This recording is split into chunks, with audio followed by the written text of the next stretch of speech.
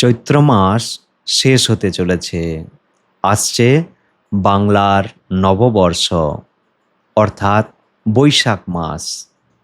কথায় আছে, বাঙালির ১২ মাসে ১৩ পার্বণ। কিন্তু কৃষ্ণ ভক্তদের একটু অন্যরকম। প্রতিদিনই তাদের কিছু না কিছু উৎসব লেগেই থাকে। যেমন এই বৈশাখে ১ মাস ব্যাপী তুলসী এবং শালগ্রামের উপর জলদান উৎসব। এখন এই জলদান উৎসব কি না, বৈশাখের এই তাপপ্রবাহ থেকে স্বস্তি দেওয়ার জন্য তুলসী এবং শালগ্রামের উপর জলের ধারা দিতে হয়। এখন অনেকেই বলবেন, আমাদের বাড়িতে তো শালগ্রাম নেই।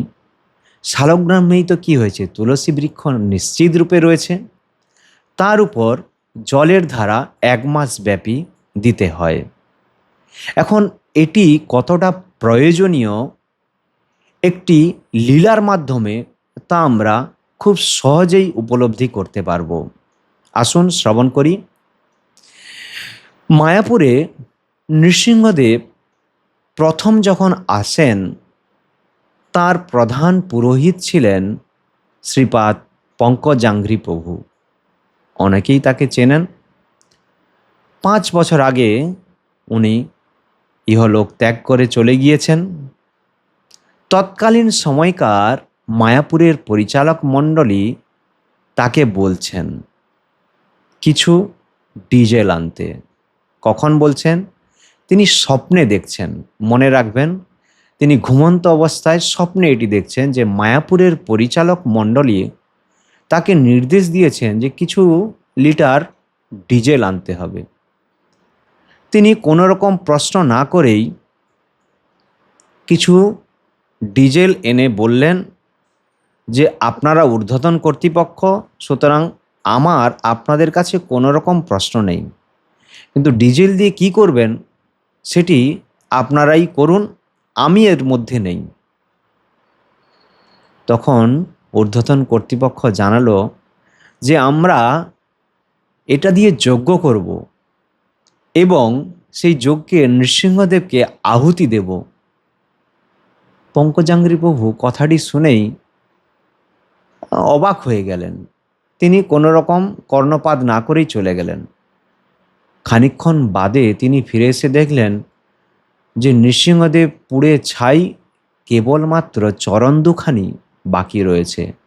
মনে রাখবেন, এটি স্বপ্নে দেখছেন, সত্যি সত্যি নয়।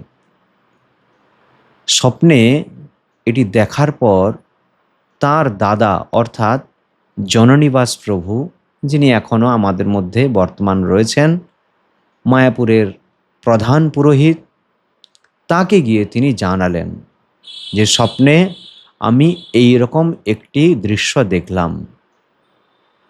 জননীবাস প্রভু তখন এই সিদ্ধান্তে এলেন, ও কাল থেকে বৈশাখে শুরু হয়েছে এবং এই ১ মাস ব্যাপী তুলসী এবং শালগ্রামের উপর জলদান করতে হয়, কিন্তু আমরা তা করিনি।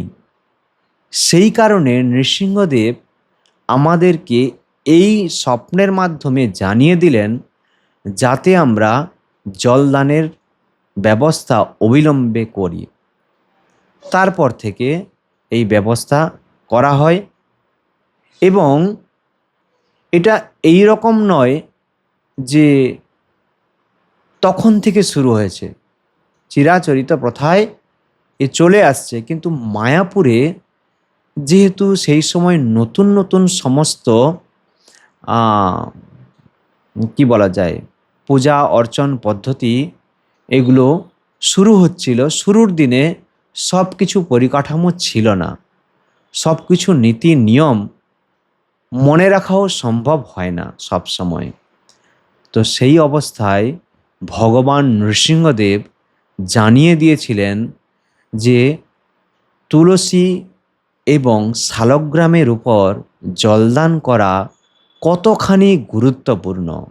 তাই স্বনির্বন্ধ অনুরোধ আপনাদের কাছে, প্রত্যেকের বাড়িতেই তুলসী আছে বা তুলসী বৃক্ষ যদিও না থাকে, একটা নতুন করে বৃক্ষ লাগান, রোপণ করুন এবং তার উপরে জলের যে ধারা সেটি আপনারা ব্যবস্থা করুন।